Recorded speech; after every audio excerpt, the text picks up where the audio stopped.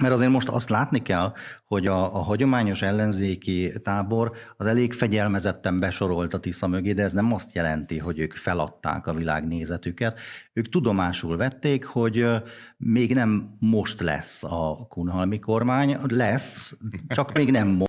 Ahol ugye előállt egy ember, akiről bőven lehetett tudni, hogy egy elítélt bűnöző, egy adócsaló, hogy az összes feleségét pornósztárokkal csalja, és tehát minden, ami rossz lehet egy ember. Hangfelvétel volt erről, hogy beszél a nőkről, hogy ön bárkit megkaphatok, mondta Trump, benyúlok tehát ilyen hangfelvételek voltak, de ugyanaz a sztori gyakorlatilag. És a választói pedig hát magasról tettek erre az egészre, nem érdekelte őket, valószínűleg azért, amiért, hát hogy mondjam, szóval ég a ház, kihívod a tűzoltókat, és amikor jön az ember a slaggal, ilyen kétajtós szekrény, akkor nem hívod félre, hogy ne haragudjon uram, de nem vagyok biztos abban, hogy ön egy igazi kultúrember. Tud maga egyáltalán latin közmondásokat, mielőtt beengedném a házamba, hanem ugye van egy feladat, ahhoz keresünk valakit, és arra ott ez a kétajtós szekrény a jó, aki elbírja azt a palackot a hátán, amit én nem bírnék, meg a slaggot is.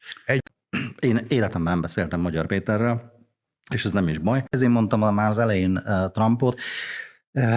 Figyelj, tudjuk azt, hogy a Magyar Péter az egy olyan ember, aki a saját közvetlen környezetével, hát én nem félek kimondani, bakafántoskodik. Furton furt. Kemény vagy azért, bevállalós. Ez egy ilyen ember, de ezt a szavazói nagy része valószínűleg nem bánja, mert nincs a közvetlen környezetében. Az az egyetlen megbízás, hogy váltsa le ezt a kormányt. És ahhoz meg, nézd, valószínűleg mi mindannyian vágyunk egy kicsit arra az időszakra, amikor Tamás Gáspár Miklós meg a Bauer Tamás bennültek a parlamentben, és ott egymás fejéhez vagdostak ilyen 8 kötetes filozófiai szakmunkákat, de most más a helyzet.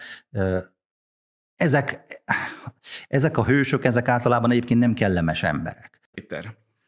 És én ebből egyrészt nyomtattam egy pólót, amit szeretettel átadok neked. Ez abból a műsorból van, amikor elhangzott ez a bizonyos történelem. Hogy miért csinálja? Hát azért, mert a haza nem lehet ellenzékben. A Fidesznek az a mandátuma, hogy ő a nemzet. És ez egy marha kényelmes álláspont, ugye, mert amikor szólnak Brüsszelből vagy bárhonnan, hogy miniszterelnök úr azért nem kéne ellopni egész megyéket, meg az egész családot kistafírozni, akkor lehet hupákolni, hogy megtámadták Magyarországot. Hupákolni. Meg újabb pólót kell nyomtatnom. Mert hiszen ők azonosítják magukat a nemzettel, de hát az meg úgy nem megy, ha kisebbségben vagy. És ezért amíg a fejüket bele nem vered a saját csinálmányukba, addig ők azt fogják hirdetni, hogy többségben van. Hogy te miért nem kerestél szatyorfingál magadat idén? Tehát miért nem vágtál bele ebben az üzletbe? Táskák, zacskók, pólók, bögrék. Azért, Balázs, mert én ezt a hazámért csinálom, csillogó szempárokért. Azt hiszem, Hát túl sok haja van mondjuk ahhoz, hogy igazán hasonlítson rám. A vagyonbevallás lenne elvileg, sőt, az bevallottan egy ellene fabrikált fegyver, hogy akkor neki EP képviselőként vagyonbevallást kell csinálni, és akkor majd kiderül, micsoda, hogy van neki, mit tudom én, itt egy 90 milliós vagyont emlegetnek, amit elvileg ezzel a benfentes részvénykereskedelemmel szerezhetett állítólag, de hát 90 millió forint az mit számít ebben a millióben? Hát ennyit szokott magára aggatni Rogánné, amikor lemegy kutyát sétált. Ugye abban nagyjából megegyeznek a nyilvános mérések, meg hát a közérzet is, hogy a demokratikus koalíció bár igazságtalanul, de nem áll olyan nagyon jól. Ádámot húztam. Kölcsön kenyér visszajárt tavaly után. Igen, szoktam gondolni rád, amikor kinézek az ablakon, egy délben, amikor fölkelek, hogy te már biztos valahol Nógrádban kovácsolsz. Ez jó eséllyel így van.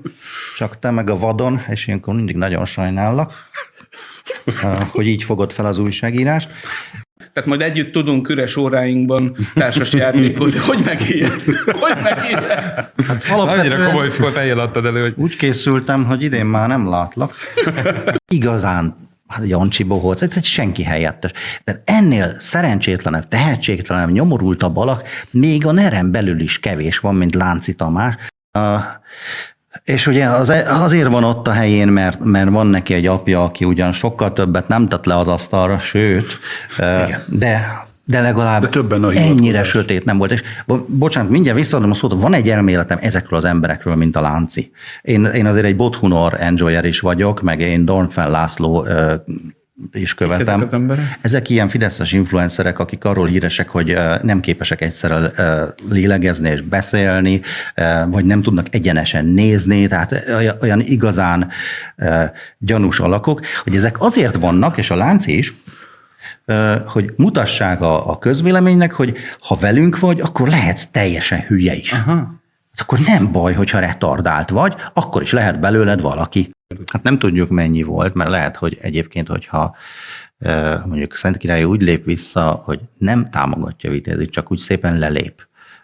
Mondjuk azt mondja, hogy emberek, hülye vagyok én ehhez, teljesen alkalmatlan, bocsánat, tévedés az egész, megyek vissza a balettbe ugrálni, és ennyi, akkor viszont lehet, hogy nem fideszezi össze annyira Vitézit. Ti melyik miniszterre vagy államtitkárra írnátok rá a Messengeren, és mit írnátok neki? Árpád, mit írnál? Egyiknek sem. A Lánci Tamásnak üzenném, hogy loser. De akkor mit csináljanak ezek a feltőkésített emberek ezzel a pénzzel? Hiszen nyilván mondjuk nekünk négyünknek lehet, hogy lennének ilyen grandiózus ötleteink, például mit tudom én csinálni egy akadémiát, meg hasonlók, de ezek felkapaszkodott büdöslábú parasztok. Ezeknek nincs olyan horizontjuk, hogy akkor majd itt a Zeneakadémiával kezdek valamit, vagy könyvtárat építek, vagy akár bármit, ami kulturálisan értelmezhető, hanem közösségileg értelmezhető. Hanem, mivel ezek tényleg büdös parasztok, akiknek sok pénzük lett, ezért meg a parasztok. senki nem hívja magát parasztnak, aki mezőgazdasággal foglalkozik. Én ismerek olyan, de mindegy. Jó, lehet, hogy ez a vezeték neve. Na. A múltkor a tirpákot mondtam, de akkor rögtön beírtak nekem a törzskönyvezett tirpákok, hogy ezt inkább ne. Jó, tudjuk, miről van szó. Nincsen nekik olyan kulturális dimenziójuk, amivel más tudnának kezdeni ennyi pénzzel, mint egy Ferrarit kibérelni, és padlógázzal csapatni neki. És hogyha meg ez van, akkor ugye a nemzeti burzsóázia éljen úgy, ahogy akar. Csak az a gond, ugye, hogy ebben az országban valahogy mintha nem az lenne a jelszó, hogy éljen mindenki úgy, ahogy akar, hogyha esetleg mondjuk szexuális kisebbséghez tartozik, ki akarna menni a Pride, vagy mondjuk el akar szívni egy hüves cigit hétvégente, mert azért viszont lecsukják, ha nem dobja. Mondok egy példát erre a fajta reklámozásra. Én szoktam olvasgatni a vasárnap.hu-t, ez a KDNP lapja. Az nekem olyan, mint egy ilyen erdei kápolna. Ott tudom, hogy egyedül vagyok, senki más rajtam kívül nincs azon az oldalon. Ott elcsendesedek, és ha ezt az oldalt mobilon megnyitom, akkor látom rajta az ukrán ellenes népszavazás hirdetését, pontosabban annak a baloldali felét.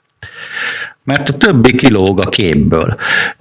Tehát nem jelenik meg a hirdetés, amit nyilván kifizettek neki, be is töltődik, tehát hogyha ezt valaki valahol ne talán számolja, akkor nem tudtak responsív kódot adni hozzá. Csak hát sajnos nem éri el a célját, mert hogyha engem pont most győzne meg arról, hogy hát ezt aztán már nem lehet bírni, ezt az Zelenszkijt, akkor sem látom, hogy csak azt, hogy Zel.